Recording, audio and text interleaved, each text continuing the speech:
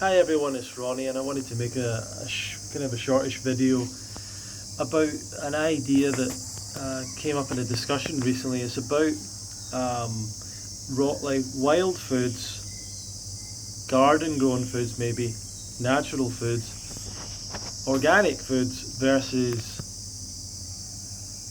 conventional foods, conventionally grown fruits. There's a huge bias against conventionally grown supermarket bought fruits and vegetables. Huge bias. You might have bought into this yourself.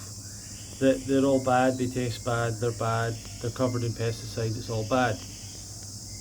And at the same time, there's a kind of bias that if it's wild and you go and pick it out of the wild somewhere, then it must be amazing and awesome and full of nutrients that you can't get in other foods and all that rubbish.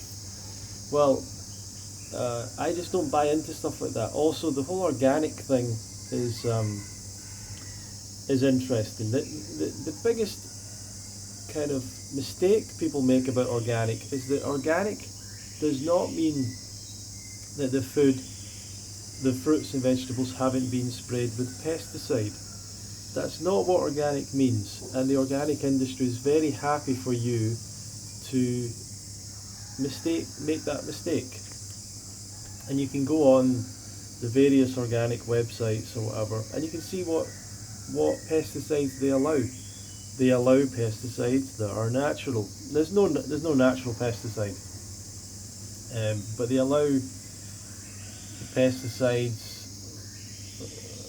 that are toxic, that are damaging to the environment, that kill little things, that are toxic to us, but they're organic. Okay, so what's the major difference in a farmer that has an organic field and a non-organic field, and he sprays this one with organic pesticide and this one with the non-organic pesticide? Now, the big mistake as well people make is this idea that fruits and vegetables are like flooded with pesticides, and that therefore there's so much pesticide left over. There's a very trace residue of pesticide left over, and the benefits you get from eating fruits and vegetables far outweigh any basically very small chance of there be anything damaging about eating them. The other thing is that fruits and vegetables are the least of all the foods, have the least amount of pesticide left over. I think people make mistakes as well. They assume that certain things are sprayed on fruits and vegetables, probably aren't. They have all kind of ideas. How toxic actually are pesticides? Well, they're toxic enough, obviously, to keep certain pests away. Whether that means they're toxic enough to harm us at all is debatable, and obviously they don't, but there are things that can also do the same job that people consume all the time. Alcohol would kill small pests. People drink bucket loads of it all the time. Coffee would kill small pests. I know there's a lot of you out there that still drink coffee, but you want to make sure you have organic produce, but you're literally drinking a pesticide. I don't know. You can drink pesticide if you like, but why would you then be so scared about, organic or non-organic foods or whatever? This bias is so strong that even if I give you these facts, a lot of people still hold on to it. They still want to hold on to it. No, organic's better, and the farmers are bad, and this is a weird conspiracy theory idea that people have bought into. But if you actually go to supermarkets and actually look at the fruit is fantastic most of the time, and a lot of the fruit isn't good, but it's just not ripe, it's not the right season, and it's not a good variety, so you just ignore that. Of course that's not particularly good, but there's plenty of fruit that's fantastic, it's great. So I feel really grateful for that, rather than the idea that I'm going to go and walk out into the jungle and try and find some fruit, and if I do find some fruit, who knows what's all over it and what's inside it and whether it tastes good or not and everything else. We've got a farming system that has selectively bred these fantastic varieties of fruits and we have access to them all the time. And because of using pesticides in a very regulated, controlled, limited way, we're able to avoid having to bite into a fruit and there's like maggots and ants and who knows what else inside it. And I prefer that. I don't want to go out in the wild and get my fruit. Recently we were walking around here and we found a jackfruit, and in my instinct I was like, I don't want to touch this or pick it up, but Aubrey wanted to. Ended up picking it up and we took it back, and when we opened the bag it was dark. When we got back to the place, opened the bag, it was full of maggots, and I was just like, this is why I don't pick up fruit from the wild. This is why I don't care about foraging that much and things like that, you know. It'd be nice to do a bit of foraging, but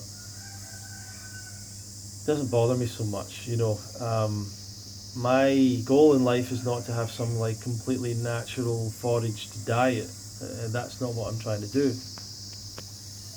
And or having a completely organic diet or anything like that. And I actually think that people overestimate how much these fruits and vegetables are sprayed, and they say, well, organic's less likely to be sprayed. No, it's not. Not really. Conventional might often not be sprayed either.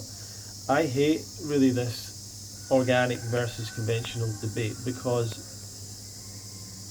you know, people get so caught up with it, and then they say, you need to do organic, you need to eat organic, you need to get this organic and that organic. I'm like, why? Because of pesticides. Okay, don't you realise the organic food has pesticides as well?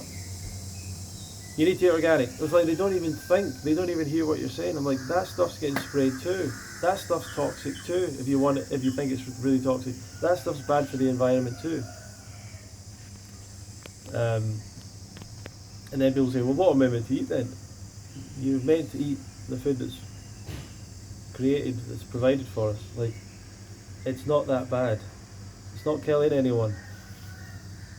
You know, I would really like to go deeper into this, and then people are like, there's this permaculture side. Oh, but we could do all permaculture and grow everything. No, we couldn't. We just couldn't stop with that. Like, you could maybe, if you've got your own few acres in the tropics or whatever, you might be able to do a permaculture thing for yourself. As far as I can see, a lot of people I know that have followed this dream of like going out and buying acres of land in the tropics to grow their own fruit. Tremendous amount of effort, time, just a waste of time really, but a lot of people have done that. And then they struggle to grow fruit.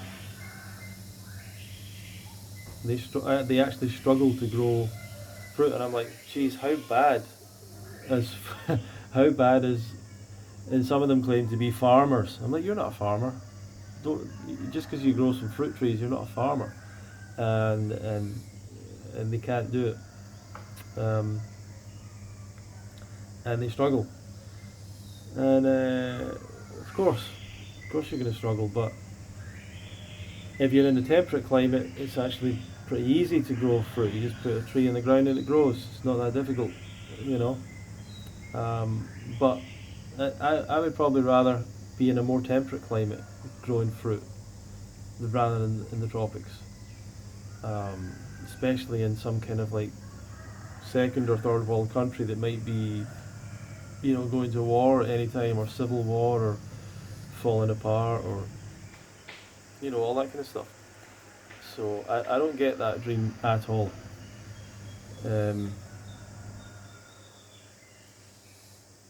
So it would be nice to grow some fruit and vegetables and as a hobby and all that, but not as some kind of like goal to like, I'm going to 100% eat all my fruit. I think the supermarkets just concede to that they produce fantastic fruit that's available, easy to obtain, that doesn't have lots of maggots in it and all that. So enjoy that.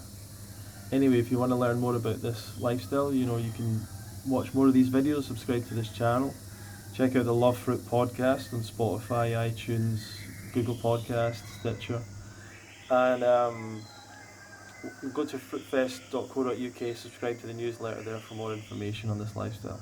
Thank you very much for watching.